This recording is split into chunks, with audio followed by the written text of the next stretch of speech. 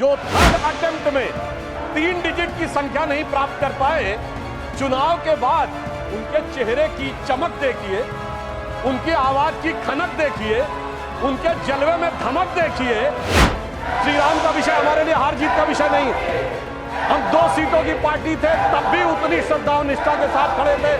हम 86 सीट पे भी वैसे ही खड़े थे, 120 पे वैसे ही खड़े थे, 182 पे वैसे ही खड़े थे, 282 पे वैसे ही खड़े थे, 303 पर वैसे ही खड़े और 240 पर भी वैसे ही खड़े हुए हैं। श्री राजीव गांधी जी जब सत्ता में आए और सर्वोच्च न्यायालय ने एक निर्णय दिया और वो निर्णय शरिया के विरुद्ध नजर आया, तो इस देश की संसद ने सर्वोच्च न्यायालय के निर्णय को रौंद कर शरिया को संविधान से ऊपर कर दिया। संविधान खतरे में था। ये क्या 2014 के बाद ही हुआ है? सोनिया जी और राहुल जी को जिस नेशनल हेराल्ड केस में बॉन्ड लेना पड़ा, वो 2013 अक्टूबर में दर्ज हुआ, हमारी सरकार नहीं थी।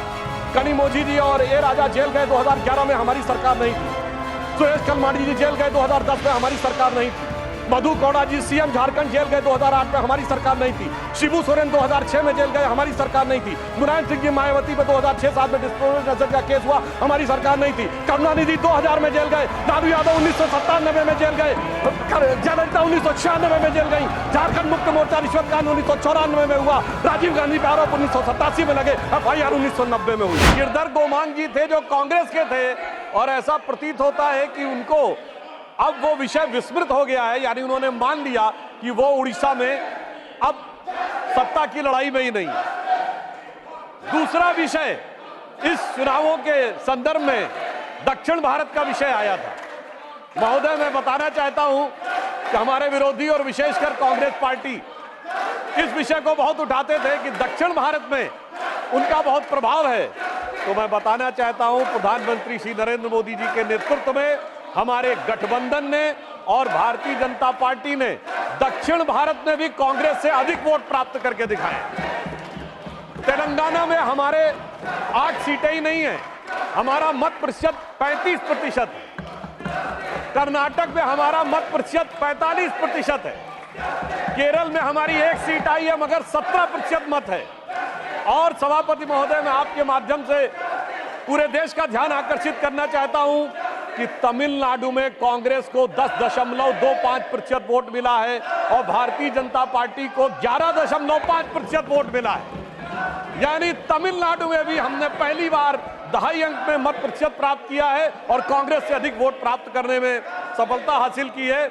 यानी किसी जमाने में जब उनका नारा हुआ करता था कि सारे भारत से नाता है और सरकार चलाना आता है, आज वस्तुस्थिति ये हो गई कि इस चुनावों में भारतीय जनता पार्टी ने अपने को मोदी जी के नेतृत्व में सारे भारत से नाता स्थापित करके एक वास्तविक अर्थों में पूरे भारत में अपना प्रभाव रखने वाली और जन समर्थन प्राप्त करने वाली राष्ट्रीय राजनीतिक दल के रूप में अपने को स्थापित किया। ये चुनाव पिछले लोकसभा चुनावों के मुकाबले बहुत अलग था। बिंदु क्रमांक 5 पर राष्ट्रपति महोदय ने स्मरण दिलाया कि हम 5वीं बड़ी अर्थव्यवस्था बने इन 5 वर्षों में। महोदय, हम सिर्फ 5वीं बड़ी अर्थव्यवस्था नहीं बने। 5वीं बड़ी अर्थव्यवस्था किसको पीछे छोड़ के बने? उस ब्रिटेन को पीछे छोड़कर बने जिसने कभी हमारे ऊपर हुकूमत की थी। और हम सिर्फ 5वीं बड़ी अर्थव्यवस्था नहीं बने, हम दुनिया के 4थे बड़े स्टॉक एक्सचेंज बने। हम दुनिया के 3रे बड़े सोलर एनर्जी के मैन्युफैक्चरर बने। हम दुनिया के 3रे बड़े ऑटोमोबाइल के मैन्युफैक्चरर बने।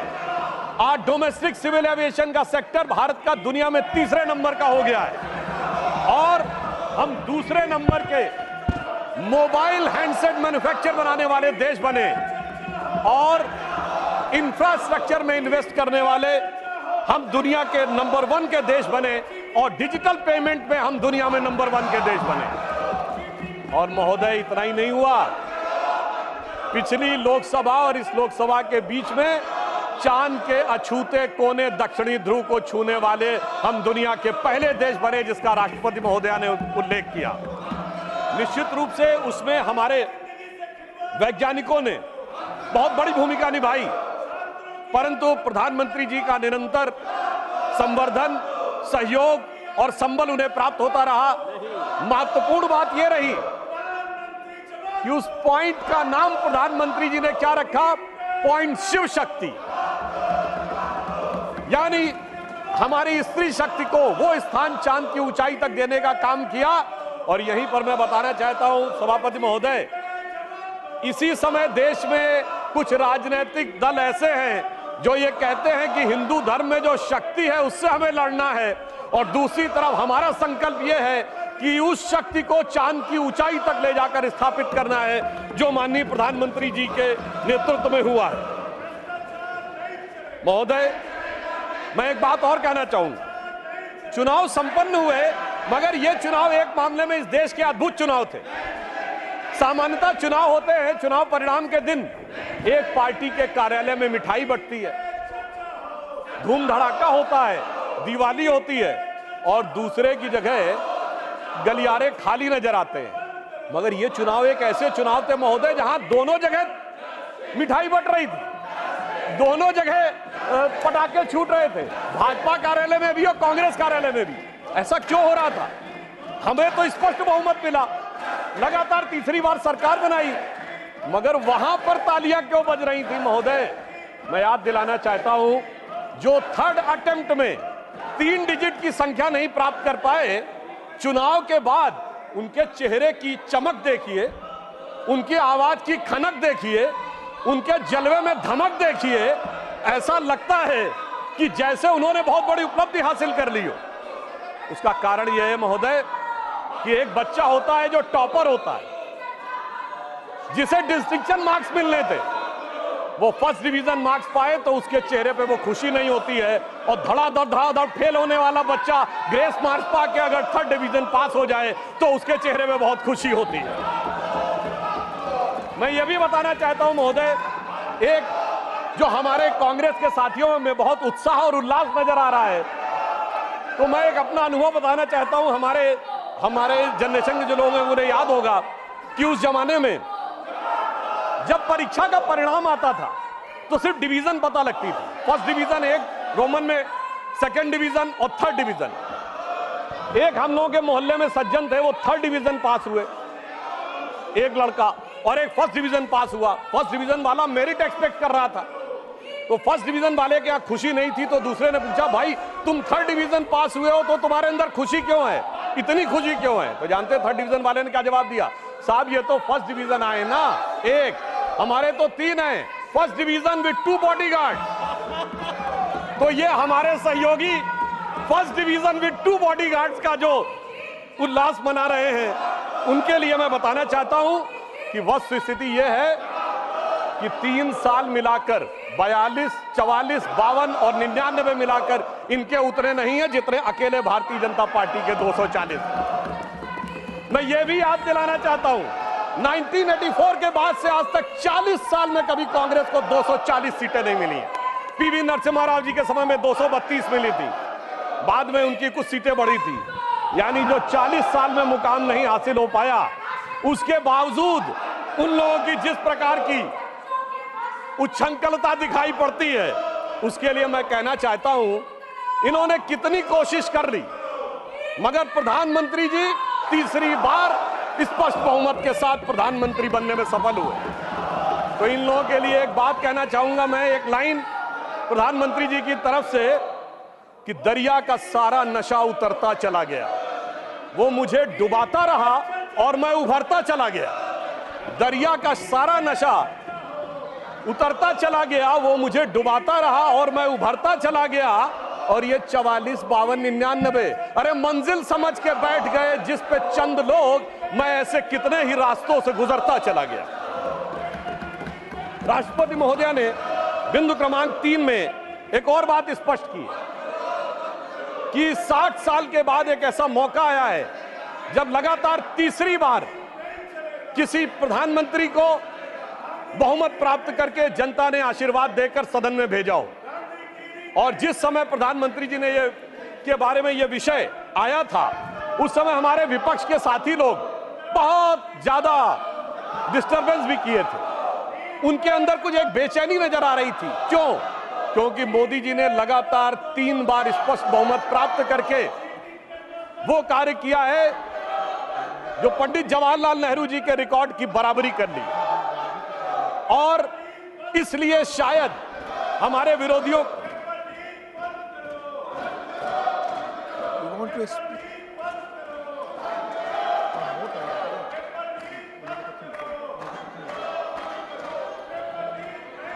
माननीय सुधांशु जी, माननीय एचडी देवगौड़ा जी एक्स प्राइम मिनिस्टर कुछ बोलना चाहते हैं, अगर आप समय उन्हें बीच में दे सकते हैं। जी जी honourable HD Deve Gowda sir, I have got the highest regard. All our senior members wants to raise the issue of the NEET. What has happened? Lakhs and lakhs of students are suffering in the country. Please, I have no objection. But the point is, the government has already taken the decision and order for a CBI inquiry. The inquiry has not been completed. In 2-3 states, they have arrested the people who are responsible for this type of damage. Sir, please, sir, I am sitting in this house. I don't want to take sides. But so far as the NEET examination is concerned, what has happened? Yes, I do agree. You can't fix the responsibility because there are thousands of examiners in the whole country. Is it so easy to fix the responsibility on an individual? The examination has, of course, it has gone wrong, and the government has taken the decision. It is the right decision. The concerned minister, the concerned minister has taken the decision. Till the inquiry is completed, you can't. Till the inquiry is completed, you can't take responsibility and damage the image of the government. I don't agree. We have got sufficient scope to debate on the issue of on the President address. On the President address we can discuss. But this is not the way. Unless and until the inquiry is completed, you can't fix the responsibility. I am not going to take sides. But the way in which our all elders, they are all senior leaders, they are all mature leaders. I don't know. When the inquiry is going on, how can they go on attacking the government? This is not the way. I only appeal to all mature leaders, senior leaders. Please, knowing full well, you know the entire issue, I only appeal to you not to say unnecessary, try to blame the government. The government has done its duty and the inquiry is going on. Till the inquiry report comes, the minister, the HRD minister cannot take any decision or the government cannot take any decision till the inquiry is completed and the culprit is known. Then only we can discuss about the concerned person who is responsible. I make an appeal to all these members to see that let the house go smoothly. That's all, sir, what I can appeal. Ex prime minister बहुत matured माननीय देवगौड़ा जी देश के बड़े सम्मानित नेता हैं। उन्होंने जो कहा आपने सुना। प्लीज माननीय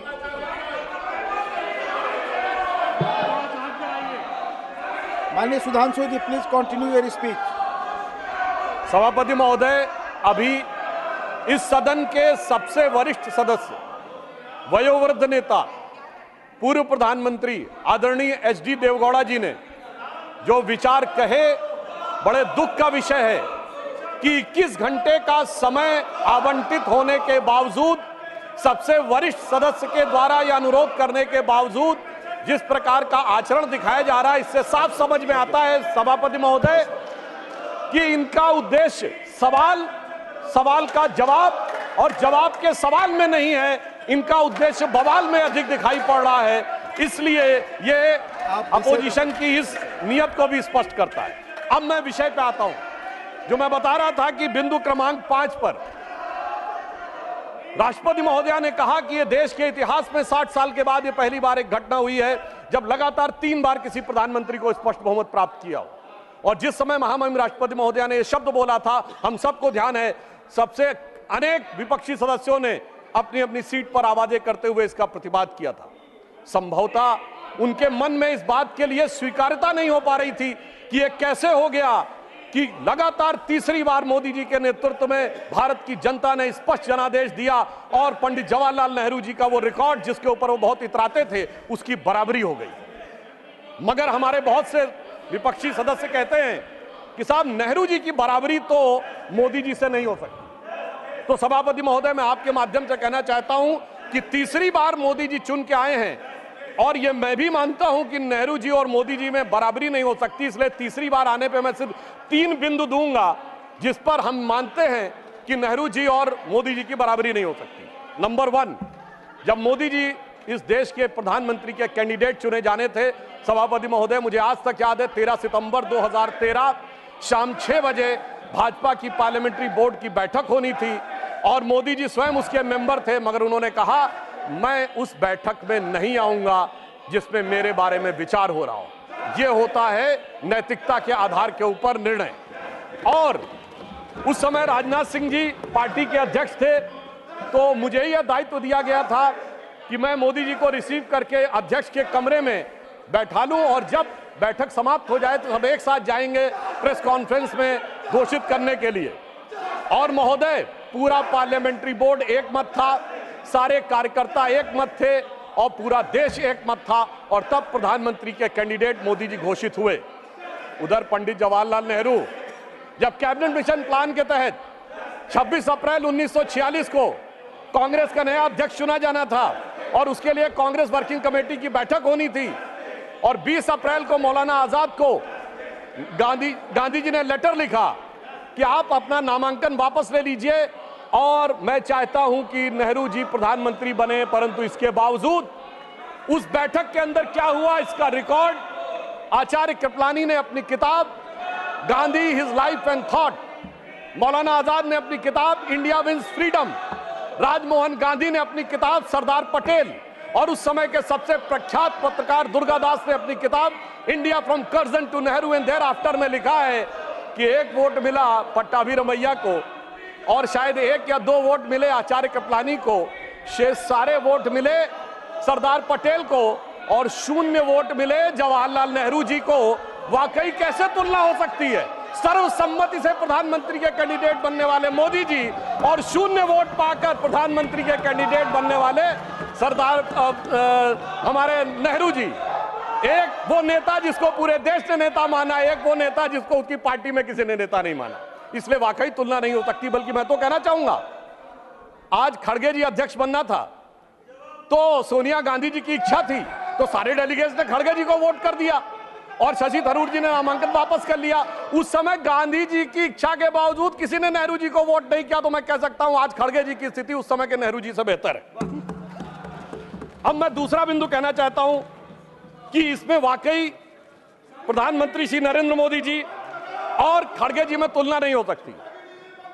देखिए, नेहरू जी ने के विषय में प्रख्यात शायर मजरू सुल्तानपुरी ने एक आर्टिकल लिख दिया था कि उनकी कार्यशैली में हिटलर की झलक दिखती है और उसके बाद सभापति महोदय 2 साल जेल में रहे थे। और यहां मोदी जी के समय में हिटलर की मौत, मोदी जी की मृत्यु की कामना और कब्र खुदेगी जैसी बात कहने वाले लोग तो छोड़िए, जिन्होंने बोटी बोटी की बात कही थी वो सम्मानित सदस्य होकर अगले सदन में आ गए और इसके बावजूद किसी पे कोई कार्रवाई नहीं हो रही है। तो मैं मानता हूं कोई तुलना नहीं है मोदी जी और नेहरू जी की। दोनों की अप्रोच में जमीन आसमान का अंतर है। और एक मैं बात और कहना चाहता हूं, हमारे तीसरा बिंदु, हमारे प्रधानमंत्री श्री नरेंद्र मोदी जी को कितने देशों ने अपना सर्वोच्च नागरिक सम्मान दिया है। इसमें Bhutan, France, Papua New Guinea, Fiji, रूस और मालदीव। और मेरे विरोधी विशेष रूप से सुने, इसके अतिरिक्त तमाम मुस्लिम देश, Egypt, Saudi Arabia, United Arab अमीरात, बहरीन, अफगानिस्तान और विशेषकर ध्यान दें फिलिस्तीन, इतने देशों ने अपना सर्वोच्च नागरिक सम्मान प्रधानमंत्री श्री नरेंद्र मोदी जी को दिया, जो भारत के इतिहास में किसी मंत्री को नहीं मिला। और प्रधानमंत्री जी ने किसको सर्वोच्च सम्मान दिया? हमने भारत के, हमारी सरकार ने और सरकार की बनाई समिति ने सिर्फ हमारे नेताओं स्वर्गीय अटल बिहारी वाजपेयी जी और आदरणीय लाल कृष्ण आडवाणी जी को ही भारत का सर्वोच्च नागरिक सम्मान नहीं दिया, हमने कांग्रेस के भी नेताओं को सम्मान दिया। कांग्रेस के 3 बड़े नेताओं को भारत रत्न मिला। मदन मोहन मालवीय जी को हमारी सरकार में भारत रत्न मिला, प्रणब मुखर्जी जी को हमारी सरकार में भारत रत्न मिला, पीवी नरसिम्हा राव जी को हमारी सरकार में भारत रत्न मिला, हमारी पार्टी के नहीं थे परंतु कर्पूरी ठाकुर जी को भारत रत्न मिला, और कांग्रेस के नेता एससी जमीर और तरुण गोगोई जी को पद्म अवार्ड मिला।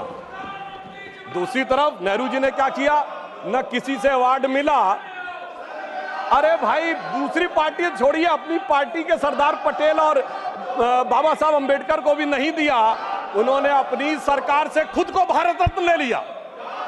यानी एक मोदी जी जिन्होंने सबको भारत रत्न दिया और एक उनकी सरकार जिसमें खुद को भारत रत्न मिल गया। तो मैं मानता हूं कि इन तीनों बिंदुओं पर नेहरू जी और मोदी जी में कोई तुलना नहीं है। इसलिए मैं कह सकता हूं कि मोदी जी नेहरू जी की तुलना में एक अतुलनीय प्रधानमंत्री हैं और उन्होंने यह अतुलनीय उपलब्धि हासिल की। और एक बात और कहूंगा अंत में, वाकई दोनों में बराबरी नहीं है। हम लोग बचपन में एक बड़ा गीत था जो हमारी पीढ़ी और हमसे पहले वाली पीढ़ी ने जरूर अवश्य सुना होगा कि दे दी हमें आजादी बिना खड़क बिना ढाल। उसमें एक लाइन थी कि फूलों की सेज छोड़ के दौड़े जवाहरलाल, वो तो फूलों की सेज पे थे, और हमारे प्रधानमंत्री जी चाय की केतली लेके प्लेटफॉर्म पे दौड़े नरेंद्र लाल। दोनों में जमीन आसमान का अंतर था। वो जवाहरात के लाल थे और नरेंद्र मोदी जी गुदड़ी के लाल थे। वो हीरे जवाहरात के बीच में उनका बचपन गुजरा और इन्होंने गुदड़ी के लाल ने निकलकर आज भारत माता का भाल जिस ऊंचाई तक पहुंचाया है, उसके लिए सारा देश उन पर गर्व करता है। अब मैं पिछली बात को छोड़कर इस पे आता हूं कि इस तीसरे टर्म में हमारी सरकार किस प्रकार की बातों पर विचार करने की तरफ ध्यान दे रही है। राष्ट्रपति महोदया ने अपने बिंदु क्रमांक 5 में इस विषय का उल्लेख किया है, रिफॉर्म, परफॉर्म और ट्रांसफॉर्म। आने वाले समय में सबसे बड़ी चुनौती हमारे सामने आने वाली है, वो है एनर्जी, और एनर्जी में ग्रीन एनर्जी। हमारी सरकार ने, प्रधानमंत्री श्री नरेंद्र मोदी जी ने इस विषय को बहुत पहले से ध्यान कर इस बात को समझ लिया कि आने वाला एरा ग्रीन एरा है।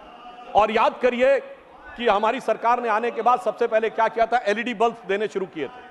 अब तक 37 करोड़ एलईडी बल्ब डिस्ट्रीब्यूट किए जा चुके हैं, जो अमेरिका की कुल आबादी से अधिक है। उस समय हमारा अधिकतम पावर कंजम्पशन 50% से अधिक कोयले से होता था।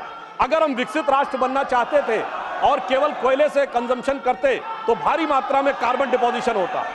ग्रीन एनर्जी का टारगेट जो हमारी सरकार ने रखा, प्रधानमंत्री जी के नेतृत्व में यह टारगेट रखा गया कि 2030 तक भारत की इंस्टॉल्ड कैपेसिटी पावर जनरेशन का 40% क्लीन एनर्जी से होगा। और हमेशा सरकारों में देर में होता है कार्य, मगर महोदय मैं बताना चाहता हूं, पहली बार भारत के इतिहास में वो 40% install capacity by clean energy का टारगेट 8 साल पहले 2022 में अचीव कर लिया गया। और अब 2030 के लिए रिवाइज टारगेट 50% क्लीन एनर्जी का हो गया है। यह दर्शाता है कि हमने कितना महत्वपूर्ण छलांग लगाई है। इसीलिए हम तीसरे नंबर की देश बन गए हैं सोलर एनर्जी के संदर्भ में। 2014 में जहां सोलर एनर्जी 2.6 गीगावाट थी, वहीं 2023 में 66.7 गीगावाट हो गई है। और इतना ही नहीं, अब प्रधानमंत्री जी ने जो एक प्रधानमंत्री सूर्य घर योजना शुरू की, जिसका उल्लेख राष्ट्रपति महोदया के अभिभाषण में है, मैं बताना चाहता हूं, लोगों के घर पे सोलर रूफटॉप्स लगेंगे और मुफ्त की बिजली प्राप्त हो रही है।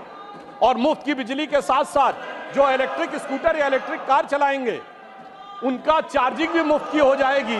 सोचिए कि एक ऐसी योजना जिसमें किसी भी प्रकार का पर्यावरण पर आक्षेप नहीं आ रहा है, पर्यावरण के ऊपर कोई प्रभाव नहीं पड़ रहा है, मुफ्त की ऊर्जा मिल रही है, और वो भी सरकारी खजाने पर बगैर कोई बोझ डाले। जो लोग मुफ्त की बात करते थे, अगर देखा जाए तो प्रधानमंत्री जी ने ईमानदारी से एक ऐसी योजना के माध्यम से देश के करोड़ लोगों को मुफ्त बिजली देने का प्रयास किया है जो अपने आप में अद्भुत और अलग है। और आगे भी हम भविष्य में हाइड्रोजन एनर्जी मिशन की तरफ आगे बढ़ रहे हैं। राष्ट्रपति महोदया ने उल्लेख किया कि स्टार्टअप के मामले में हम दुनिया के तीसरे बड़े इकोसिस्टम बन गए, मगर हम तीसरे बड़े इकोसिस्टम से संख्या के आधार पर नहीं बने। जब हमारी सरकार नहीं थी कुछ 100 स्टार्टअप थे, आज 1 लाख से ऊपर स्टार्टअप है। सभापति महोदय, 1 लाख की संख्या महत्वपूर्ण नहीं है। 675 जिलों में से 600 जिलों में स्टार्टअप काम कर रहे हैं। ये हमारी सरकार की महत्वपूर्ण उपलब्धि है। केवल स्टार्टअप का मतलब दिल्ली, मुंबई, बेंगलोर, हैदराबाद ये नहीं है। 675 में 600 जिलों में स्टार्टअप काम कर रहे हैं। और डोमेस्टिक फ्लाइट्स के मामले में हम तीसरे बड़े सिविल एविएशन सेक्टर हो गए हैं। राष्ट्रपति महोदया ने इस बात का उल्लेख किया कि 2014 में 209 हवाई मार्ग थे और अब 905 हवाई मार्ग हो गए हैं। अब लगभग हर राज्य में एक एयरपोर्ट जरूर है। और किस प्रकार का बदलाव आया है इसका उल्लेख दीजिए कि आज दुनिया में सबसे ऊंचा पुल कश्मीर में चिनाब नदी के ऊपर हमारी सरकार के समय में बन के तैयार हुआ। सबसे लंबा पुल समुद्र के ऊपर एशिया का मुंबई में हमारी सरकार के समय में तैयार हुआ है। सबसे बड़ा केबल पुल गुजरात में हमारी सरकार के समय में तैयार हुआ है। और नदी के नीचे से चलने वाली मेट्रो कोलकाता में हमारी सरकार के समय में तैयार हुई है।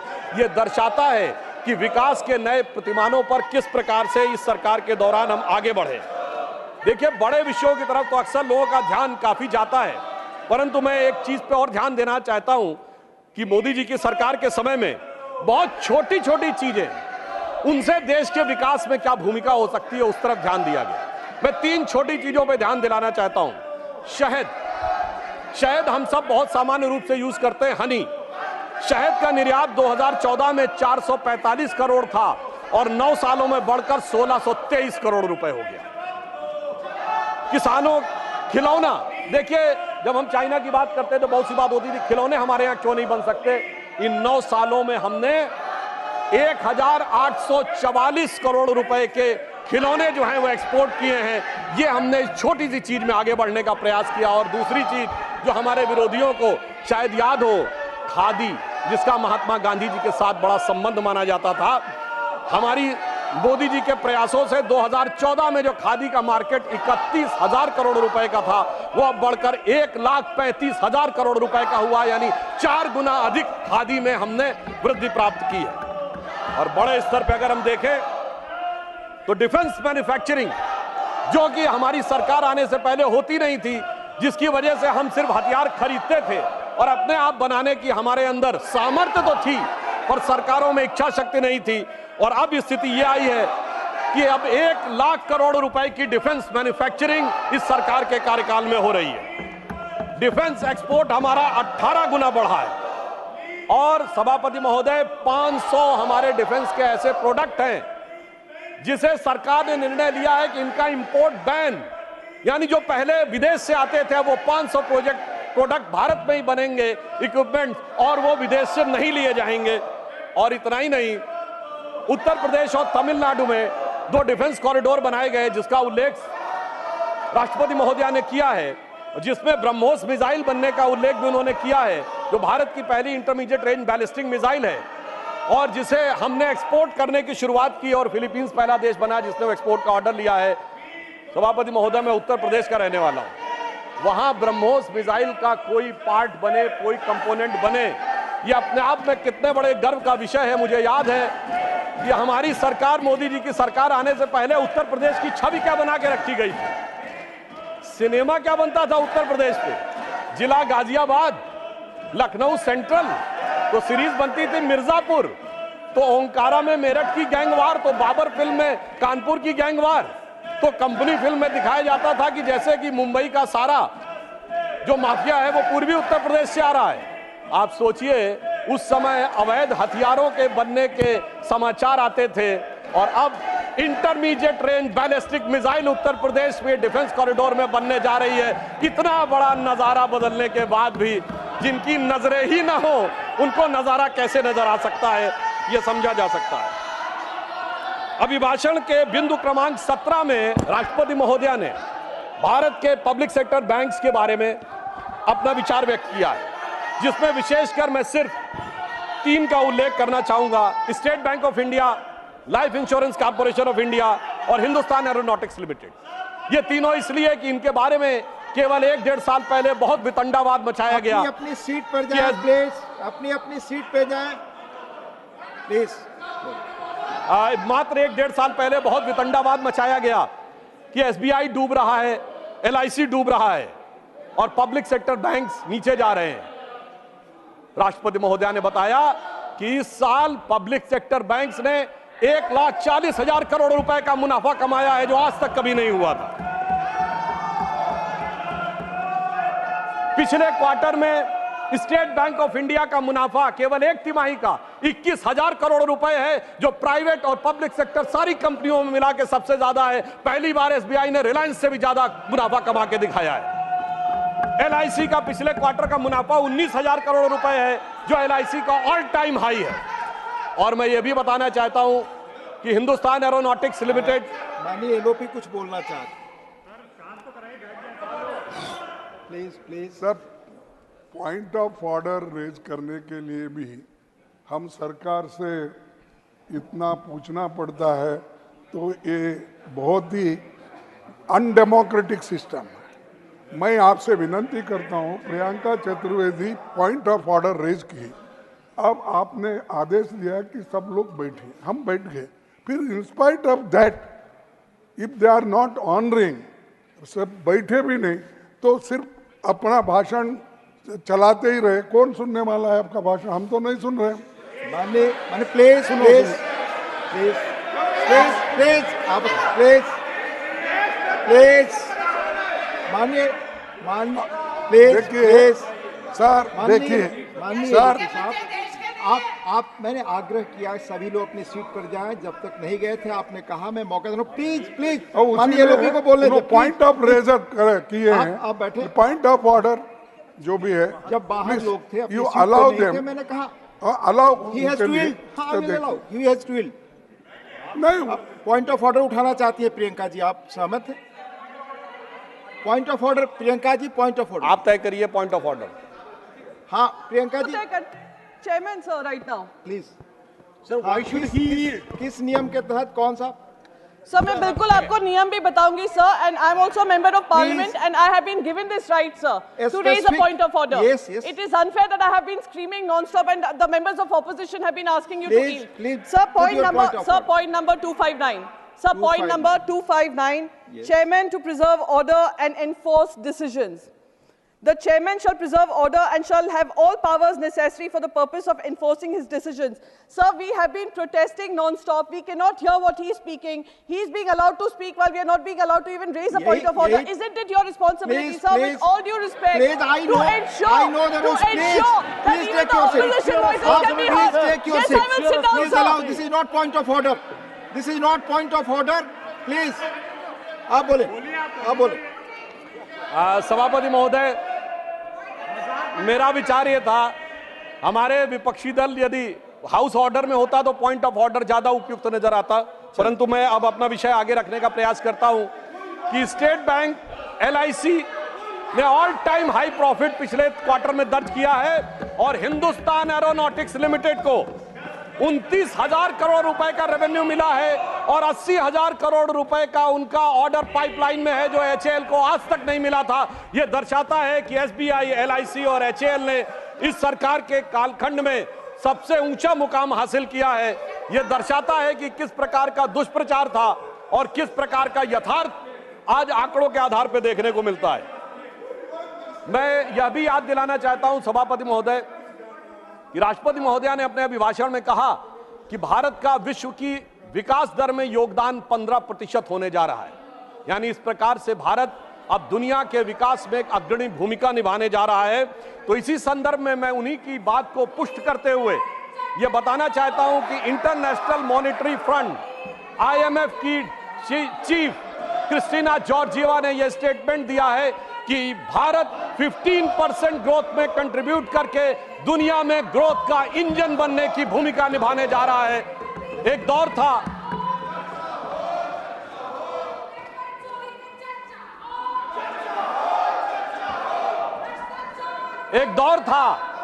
जब हम IMF जैसे संगठनों से चैरिटी एक्सपेक्ट करते थे, हम उनके सामने याचक बन के खड़े होते थे, और आज IMF की चीफ ये कह रही है कि भारत विश्व अर्थव्यवस्था के विकास में याचक नहीं, उसका संचालक बन के खड़ा हुआ है। यह बात राष्ट्रपति महोदय के उस बात से बहुत स्पष्ट होती है। और इतना ही नहीं, हमारी सरकार ने अपने समय में जिस प्रकार की सूचना क्रांति और डिजिटल रिवॉल्यूशन लाया है, जिसने कि देश के अंदर ट्रांसपेरेंसी और त्वरित एंड माइल डिलीवरी को इंश्योर किया है। आगे मैं आपका ध्यान सभापति महोदय आकृष्ट करना चाहूंगा कि राष्ट्रपति महोदय ने अपने अभिभाषण के बिंदु क्रमांक 28 पर नालंदा विश्वविद्यालय की पुनर्स्थापना के संदर्भ में यह कहा कि यह भारत की सांस्कृतिक चेतना की पुनर्स्थापना का प्रतीक था। नालंदा सिर्फ भारत में ज्ञान का प्रतीक नहीं था, उस ज्ञान के प्रतीक को जिस ढंग से ध्वस्त किया गया, उस ज्ञान के प्रतीक को जिस ढंग से नष्ट किया गया, यह भारत की सांस्कृतिक चेतना की वो जीवनी शक्ति का प्रतीक था कि हमारी सरकार ने उसको जिस ढंग से स्थापित किया है, वो कितना गहरा घाव था भारत के ऊपर। इसको मैं कोट करना चाहता हूं बाबा साहब अंबेडकर के शब्दों में। बाबा साहब अंबेडकर ने अपनी किताब, जो उनकी writings and speeches of Baba Saheb Ambedkar, published by Maharashtra government in 1987, then republished by central government in January 2014, इन्हीं की सरकार में ministry of social justice and empowerment के द्वारा, उनमें डिक्लाइन ऑफ बुद्धिज्म में उन्होंने लिखा है, मैं कोट कर रहा हूं उनके उस आर्टिकल से, how the Buddhist perished by the sword of Muslim invaders has been recorded by the Muslim historians themselves, summarising the evidence relating to the slaughter of Buddhist monks by the Muslim generals in the course of their invasion in Bihar in 1197 AD। और आगे उन्होंने Vincent Smith को coat किया है कि नालंदा विश्वविद्यालय के एक एक भिक्षु को पकड़कर किस प्रकार से मार दिया गया, कुछ लोग अपनी जान बचाकर नेपाल और तिब्बत चले गए। मगर महोदय, प्रधानमंत्री जी ने कहा कि आप पुस्तकों को जला सकते हो, आप इमारतों को जला सकते हो, पर भारत की ज्ञान और संस्कृति की परंपरा को नहीं जला सकते हो। और इसलिए हमारी सरकार ने जो नालंदा का पुनर्स्थापना करने का प्रयास किया है, वो भारत की ज्ञान परंपरा को पुनर्स्थापित करने का। मगर सभापति महोदय, जब भारत की सांस्कृतिक चेतना की बात आती है तो निश्चित रूप से हमारे मन में नालंदा, बोध गया और उसी के साथ साथ भव्य श्री राम मंदिर का विषय भी आता है। परंतु इस बार बड़ी मजेदार बात है कि अयोध्या की लोकसभा सीट पर हमें वांछित सफलता नहीं मिली, और उसको लेकर इनके चेहरों के ऊपर जो चमक दिखाई पड़ती है, ये अपने आप में राजनीतिक विश्लेषकों के लिए एक फूड फॉर थॉट है। क्योंकि इस प्रकार का एक वातावरण इस देश में बनाया गया कि एक वर्ग के लिए all eyes should be on Rafah, चाहे किसी को पता हो रफा है क्या, कहां ये ना पता हो, पर दूसरे के लिए all eyes should not be on Ayodhya. परंतु मैं ये भी बताना चाहता हूं सभापति महोदय, ये लोग समझ नहीं पाए। अयोध्या में जब हमें वांछित सफलता नहीं मिली तो हमारे विरोधी बता क्या रहे हैं, देखिए साहब, आप अयोध्या हार गए, बस्ती हार गए, प्रयागराज हार गए, चित्रकूट हार गए, नासिक, रामटेक और रामेश्वरम, यानी भगवान राम से जुड़े सारे स्थलों के बारे में बता रहे हैं कि यहां भारतीय जनता पार्टी को वास्तविक, जैसे कई तो ऐसी सीटें थी, रामेश्वरम कभी नहीं जीते थे। परंतु महोदय, मैं कह रहा हूं, ये समझ नहीं पाए प्रभु की लीला क्या है। जो लोग ये कहते थे कि राम हुए नहीं, इसका सबूत दो, वो उत्तर से दक्षिण तक राम से जुड़े स्थानों का सबूत दे रहे हैं कि अयोध्या भी राम से जुड़ी थी, बस्ती भी जुड़ी थी, प्रयागराज भी था, रामटेक भी था, रामेश्वरम भी था। अरे आपको लगता है कि भगवान हमको हरवाने के लिए आए थे? नहीं, आपको अपना अस्तित्व मनवाने के लिए आए थे। और मैं ये भी बताना चाहता हूं महोदय, रामचरितमानस और रामायण में भी उल्लेख है कि एक बार नागपाश भगवान राम को भी लगा था, और नागपाश लगने के कारण एक मूर्छा आ गई थी, और तब राम विरोधी दल में बड़ी खुशियां छा गई थी। मगर वो प्रभु की लीला का हिस्सा था, सिर्फ हनुमान जी को अपनी शक्ति याद दिलाने के लिए। और ऐसा पहली बार नहीं हो रहा है, ऐसा पहली बार नहीं हो रहा है सभापति महोदय। आज से 30 साल पहले मुझे याद है, उत्तर प्रदेश में जब समाजवादी पार्टी और कांग्रेस सबने मिलकर सरकार बनाई थी, सपा बसपा और कांग्रेस आई ने मिलकर, तब एक नारा लगा था कि मिले मुलायम काशीराम, हवा में उड़ गए जय श्री राम। मगर हम तब भी नहीं डिगे थे, और जो हवा में उड़ाने की बात कर रहे थे, 3 साल में हमने केंद्र में सरकार बना के दिखा दी थी और उत्तर प्रदेश में भी सरकार बनी थी। अरे अब तो इतना अंतर आया है, तब आप हवा में उड़ाने की बात कर रहे हैं, अब आप एक एक स्थान को बता रहे हैं। आप निश्चित रहिए, जिसे एक हम लोग जो प्रसिद्ध भजन सुनते थे उसमें ये कहा गया है, जो हनुमान जी का प्रसिद्ध भजन है कि रावण युद्ध अजान कियो तब नाग की फांस सबे सिर डारो। परंतु चिंता मत करिए, वो शक्ति पुनः जागृत हो रही है और वो जागृत होकर हमें पुनः वहां तक पहुंचाने का प्रयास रखेगी। और एक मैं गंभीर बात करना चाहता हूं, श्री राम का विषय हमारे लिए हार जीत का विषय नहीं है। हम 2 सीटों की पार्टी थे, तब भी उतनी श्रद्धा और निष्ठा के साथ खड़े थे।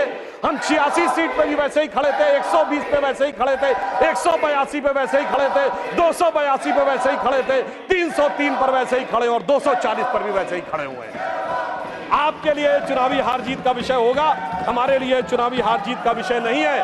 परंतु हमें लगता है कि भारतीय समाज में यदि कुछ लोगों के मन में अभी भी इसको लेकर हो सकता हमारी तपस्या में कोई कमी रही हो, तो मैं ये कहना चाहूंगा भारत के सभी लोगों से, अटल बिहारी वाजपेयी जी की कविता की वह प्रसिद्ध पंक्ति जो उनकी कविता थी, आओ मिलकर दिया जलाएं, तो मैं इसके लिए कहना चाहूंगा कि अभी हमारा यह प्रयास बाकी है। तो एक पंक्ति उनकी मैं कोट करना चाहता हूं, जो आज की परिस्थितियों में बहुत समीचीन लगती है कि आहुति बाकी यज्ञ अधूरा, आहुति बाकी यज्ञ अधूरा, अपनों के विघ्नों ने घेरा, अंतिम जय का वज्र बनाने नवदधीच हड्डियां गलाएं, आओ मिलकर दिया जलाएं। अब सभापति महोदय, राष्ट्रपति के अभिभाषण और शपथ में हमारे विरोधियों ने बहुत बार संविधान का विषय बहुत उठाया और राष्ट्रपति महोदया ने अपने अभिभाषण के बिंदु क्रमांक 28 पर संविधान और संविधान से जुड़े विषयों के बारे में बात कही। मगर महत्वपूर्ण बात यह है सभापति महोदय कि संविधान इस देश के लिए कितना महत्वपूर्ण है और इन लोगों ने अपने समय में संविधान में क्या किया और किस भावना से प्रेरित किया, मैं 3 उदाहरणों के कंपैरिजन से बताना चाहता हूं। सभापति महोदय, सितंबर 1934 में नाजी पार्टी का न्यूरमबर्ग में कन्वेंशन हुआ, जिसमें नाजियों की बड़ी प्रसिद्ध film Triumph of the will का मंचन हुआ और उस मंचन के बाद हिटलर के राइट हैंड आदमी रुडोल्फ हेस ने नारा लगवाया था, Hitler is Germany and Germany is Hitler. और ठीक वही नारा 1976 में कांग्रेस के देवकांत बरुआ जो राष्ट्रीय अध्यक्ष थे उन्होंने लगाया, India is Indira and Indira is India. यानी सोचिए कि ये किन विचारों से प्रेरित थे और संविधान कितने बड़े खतरे में था। मैं दूसरा उदाहरण देना चाहता हूं। 26 अप्रैल 1942 को जर्मनी की संसद रीस्टैग को संबोधित करते हुए हिटलर ने कहा जजों को कि जो जज आज के युग की आवश्यकता नहीं समझते, मैं इंटरवीन भी करूंगा, उनको सुपरसीड भी करूंगा और उन्हें पद से भी हटाऊंगा। और ठीक यही काम 24 अप्रैल 1973 को श्रीमती इंदिरा गांधी ने किया, जब उन्होंने जजेस को सुपरसीड किया और कमिटेड जुडिशरी की बात कही। अर्थात संविधान के ऊपर खतरा और संविधान से किस प्रकार की परिस्थितियां थी आज की पीढ़ी को याद नहीं होगा। 38वां और 39वां संविधान संशोधन के द्वारा न्यायिक समीक्षा के अधिकार को समाप्त कर दिया गया, यानी कोई जुडिशरी इस बात पे कोई टिप्पणी नहीं कर सकती है। वो लोग आकर आज कहते हैं कि वो संविधान की रक्षा करने वाले हैं। और मैं यह भी याद दिलाना चाहता हूं, श्री जॉर्ज फर्नांडिस जी जैसे नेता को हाथ में हथकड़ी लगाकर सड़क के ऊपर चलाया गया, वो लोग आज कहते हैं कि इनको संविधान की रक्षा करने की आवश्यकता है। और 42वां संविधान संशोधन ऐसा संविधान संशोधन था महोदय जिसमें 40 आर्टिकल बदले गए, 14 आर्टिकल नए जोड़ दिए गए, 2 नए चैप्टर जोड़ दिए गए और बाबा साहब अंबेडकर ने प्रीएम्बल ऑफ द कॉन्स्टिट्यूशन, जिसे संविधान की आत्मा कहा था, उस आत्मा को भी बदल दिया गया। वो लोग आज कहते हैं, और आज प्रेस की स्वतंत्रता की बात कहते हैं, उस समय जो अखबार छपते थे तो पीआईबी को एक लाइन वेट कर आनी पड़ती थी पीआईबी से, तब जाके समाचार पत्र में कुछ छपता था। और जिसके लिए उस जमाने में एक मशहूर शेर बोला गया था। आप सबको पता होगा कि उर्दू के बड़े प्रसिद्ध शायर गालिब हुए हैं, मीर तकी मीर हुए हैं, शेख मोहम्मद इब्राहिम जोक हुए हैं। तो लोगों ने दिल से दुखी होकर कहा था कि अब तो गालिब जोक साहिर मीर सरकारी, अब तो गालिब जोक साहिर मीर सरकारी, शायरी की हो गई तासीर सरकारी। महोदय, मगर इतना ही नहीं था, यह सिर्फ इमरजेंसी का विषय नहीं था। मैं याद दिलाना चाहता हूं, जब जब ये सत्ता में आए संविधान खतरे में आया। श्री राजीव गांधी जी जब सत्ता में आए और सर्वोच्च न्यायालय ने एक निर्णय दिया और वो निर्णय शरिया के विरुद्ध नजर आया, तो इस देश की संसद ने सर्वोच्च न्यायालय के निर्णय को रौंद कर शरिया को संविधान से ऊपर कर दिया। संविधान खतरे में था और तब हमने उसका विरोध किया। मैं विनम्रता से पूछना चाहता हूं, दुनिया में कोई एक सेकुलर देश बताइए जहां शरिया संविधान से ऊपर होता हो। यह सिर्फ हमारे देश में था और संविधान सबसे बड़े खतरे में था। अब मैं दूसरी बात बताना चाहता हूं, 1992 में पीवी नरसिम्हा राव जी के समय में ढांचा गिरने पर हमारी उत्तर प्रदेश की सरकार बर्खास्त कर दी गई। समझ में आता है, भाजपा की सारी सरकारें बर्खास्त कर दी गई। किस आधार पे? संविधान खतरे में था। 1994 झारखंड मुक्ति मोर्चा रिश्वत कांड, जिसमें यह साबित हो गया कि झारखंड मुक्ति मोर्चा के 3 सांसदों ने पैसा लेकर कांग्रेस की सरकार को बचाया है। उस समय जुडिशियल इम्यूनिटी थी, अब कोर्ट ने उसको हटाया है। संविधान खतरे में था। जब जब ये सत्ता में आते हैं संविधान खतरे में आता है। और सभापति महोदय, अब मैं ये कहना चाहूंगा, जब मनमोहन सिंह जी की सरकार आई, मैं देश की प्रबुद्ध जनता से पूछना चाहता हूं, ये बताइए देश की सर्वोच्च एग्जीक्यूटिव बॉडी क्या है संविधान के हिसाब से? Union cabinet. ये यूनियन कैबिनेट के ऊपर नेशनल एडवाइजरी काउंसिल किसने बनाई? ये संविधान को खतरे में डालना नहीं था क्या? संविधान खतरे में था। और ये बताइए, नेशनल एडवाइजरी काउंसिल के चेयरमैन को कैबिनेट का रैंक था और वो रैंक असंवैधानिक था। लोगों को याद नहीं होगा, मार्च 2006 में श्रीमती सोनिया गांधी जी को ऑफिस ऑफ प्रॉफिट के मुद्दे के ऊपर इस्तीफा देना पड़ा था क्योंकि वह पद असंवैधानिक था। और यह भी याद होना चाहिए, इसी सदन की सदस्य हैं, जया बच्चन जी को पहले इस्तीफा दिलवाया गया, उस चक्कर में खुद भी इस्तीफा देना पड़ गया था। बाद में जब वो रीइलेक्ट होकर आई, उस बीच में संविधान संशोधन करके नेशनल एडवाइजरी काउंसिल के चेयरमैन के पद को ऑफिस ऑफ प्रॉफिट से बाहर कर दिया गया। संविधान से खिलवाड़ करने वाले लोग आज हमें ये बताते हैं। 10 साल तक इस देश ने सुपर पीएम सुना।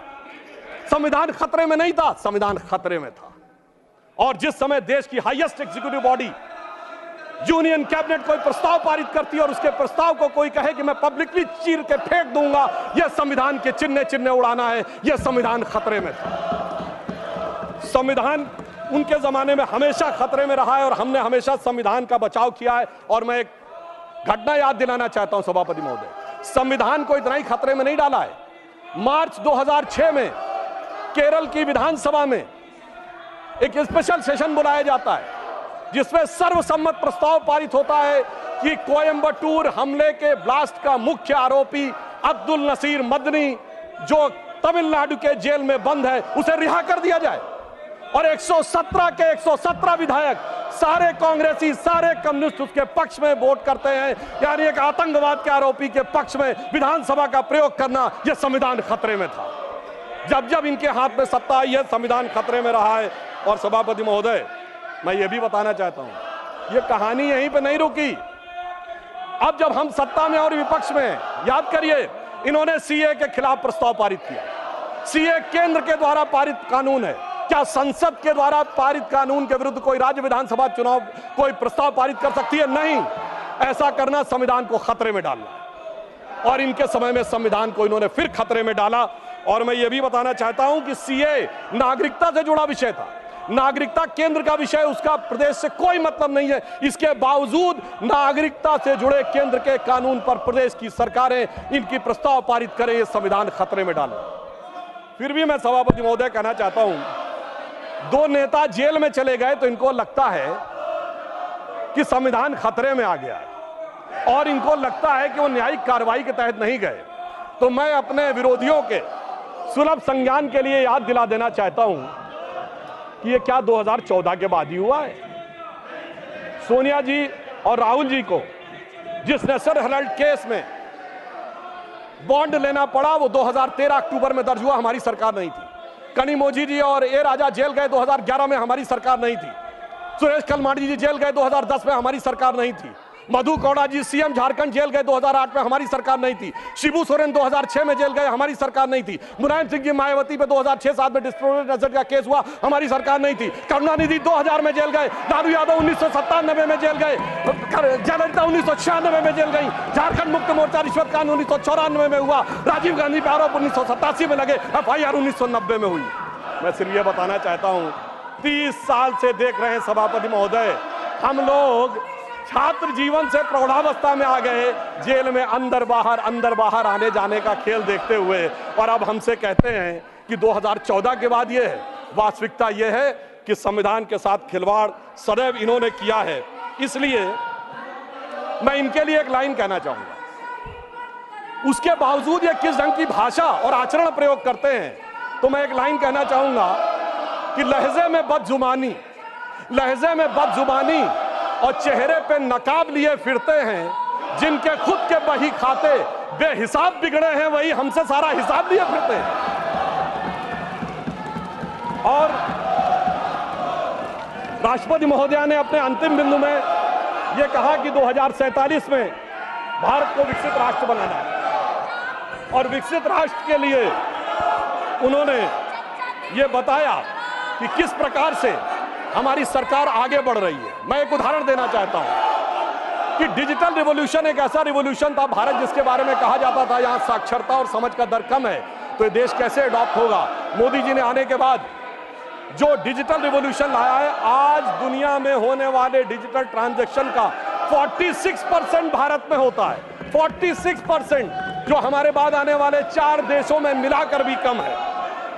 और यहां पर मैं एक और बात भी कहना चाहता हूं कि उन्होंने अंतिम समय में अंतिम बात करते हुए एक चीज कोट की थी कि पूरी दुनिया में उन्होंने वेदों के एक वाक्य को कोट किया राष्ट्रपति महोदया ने, जिसका जो उन्होंने बोला था, समानो मंत्रः समिति समानी, अर्थात सभी लोग समान रूप से आए और एक समान रूप से आगे बढ़े और एक साथ आगे आए। मगर सभापति महोदय, मैं आश्वस्त करना चाहता हूं, आज से कुछ साल पहले डिस्कवरी चैनल पे एक प्रोग्राम आता था, Michael Woods story of India, जिसमें उसने कहा कि इंडिया में वो पोटेंशियल है कि अगर इंडिया अपने पोटेंशियल को सही ढंग से प्रयोग करेगा तो by the mid of this century India will be the biggest nation and richest nation on this earth. ये इंपॉर्टेंट नहीं है सभापति महोदय, उसने कहा India will be the biggest and richest nation on this earth, the place at which it remain most of the time in the history. अर्थात वो जो हमारा अतीत था वो हम प्राप्त करके रहेंगे। और मैं एक बात और कहना चाहता हूं, हमारे विरोधी लोग किस विचार की बात करते हैं, इनके मन में, सुनिए, इनके एक बहुत बड़े आइडियोलॉजिकल थिंकर थे जो चुनाव के दौरान क्या बोले कि उत्तर भारतीय यूरोपियों से हैं, तो पश्चिम वाले अरब वालों से जुड़े हैं, तो पूरब वाले चीन वाले से हैं, दक्षिण वाले अफ्रीका वालों से। वैसे सुनिए, वो इस्तीफा दिए थे फिर रीइंस्टेट हो गए, यानी केवल चुनाव के लिए था, वो चेहरे का नकाब उतर गया है। तो मैं उन्हें एक बताना चाहता हूं कि महोदय, आपको पता नहीं है भारतीयों के भारत की वास्तविकता क्या थी और आपके मन में गुलामी की मानसिकता क्या भरी हुई है। मैं एक उदाहरण देना चाहता हूं, अरब के लोग भारत के बारे में क्या सोचते थे, या अरब के कई हिस्टोरियंस, जिसमें इब्न असीर, इब्न कतीर, इब्न खल्दून ने ये वर्ड यूज किया है, अजीजुल ली इल्मीन इन बिलादुल इन हिंद, अर्थात the cool bridge of wisdom comes from the land of India. और ये हमको समझाते हैं, हम उधर से आए। और मैं प्रबुद्ध लोगों से कहना चाहता हूं, जाके चेक कर लीजिए। Take your seat. Take your. Would you like to make an appeal to them?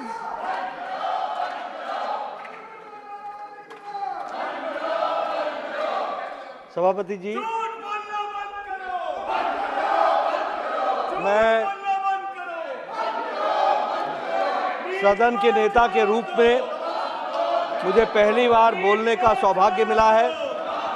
मैं आपका धन्यवाद करता हूं। मैं सोचता था कि मेरी शुरुआत कोई अच्छे प्लेजेंट्रीज के साथ शुरू होगी और मैं प्रजातांत्रिक मूल्यों के साथ चल रही विषयों के बारे में प्रजातांत्रिक तरीके से चर्चा करेंगे, लेकिन मुझे दुख के साथ बताना पड़ता है कि यह जो एल्डर हाउस है, ये जो काउंसिल ऑफ स्टेट्स का हाउस है, यहाँ पर जिस तरीके से डेमोक्रेटिक नॉर्म्स को ताक पर रखकर ये हाउस को होस्टेज बनाने का प्रयास हो रहा है, हाउस को एक तरीके से कार्य करने में जो रुकावट पैदा की जा रही है। Sit down. Honorable members, 1 second. Sit down. Honorable members. Honorable members. What is happening? Is this you should be doing it? You are virtually dancing. And Sagarika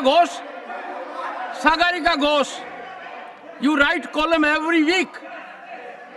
This is what you have earned all your life. What's wrong with Priyanka Chaturvedi, what's wrong with you? Honorable members, it has been a day. कल business advisory committee में बाकायदा discussion हुआ, जिसमें deputy leader of Congress party भी उपस्थित थे, तृणमूल कांग्रेस के भी लोग उपस्थित थे, सभी पार्टियों के लोग उपस्थित थे। और वहां ये निर्णय हुआ था कि राष्ट्रपति के अभिभाषण पर धन्यवाद ज्ञापन के लिए वी विल एलोकेट 21 आवर्स, 21 घंटे दिए जाएंगे, जो अपने आप में एक रिकॉर्ड है। इससे पहले राष्ट्रपति अभिभाषण के लिए 21 घंटे कभी भी एलोकेट नहीं हुए हैं। मैं चेयर का भी धन्यवाद करना चाहता हूं, लेकिन वहां सहमति होने के बावजूद आज सवेरे सस्पेंशन ऑफ बिजनेस का जो विषय लाया गया, ऐसा नहीं है, नीट पहले भी था, नीट का विषय बीएससी में भी आ सकता था, लेकिन मंशा नहीं थी, मंशा हाउस को डिस्टर्ब करने की थी। और इसलिए आज सस्पेंशन लेकर के आए और सस्पेंशन ऑफ रूल्स और बिजनेस को करके ये इस तरीके की स्थिति खड़ी की गई। मैं यहाँ अध्यक्ष महोदय आपसे बोलना चाहता हूँ that all India Congress committee, Congress party committed थी कि उन्होंने डिस्कशन नहीं करना है। They were pre-decided and they were predetermined. That is why I find that in the speaker's list, in the list, there is no name of Congress party. This shows that they were not serious about the debate and राष्ट्रपति के अभिभाषण के धन्यवाद में 21 घंटे में जितनी बात आपको NEET पर करनी है उसका पूरा मौका मिलता है और सरकार जवाब देने के लिए तत्पर भी है और जवाब देगी, ये मैं विश्वास दिलाना चाहता हूं। माननीय सदस्यगण, 1 सेकेंड, माननीय सदस्यगण, माननीय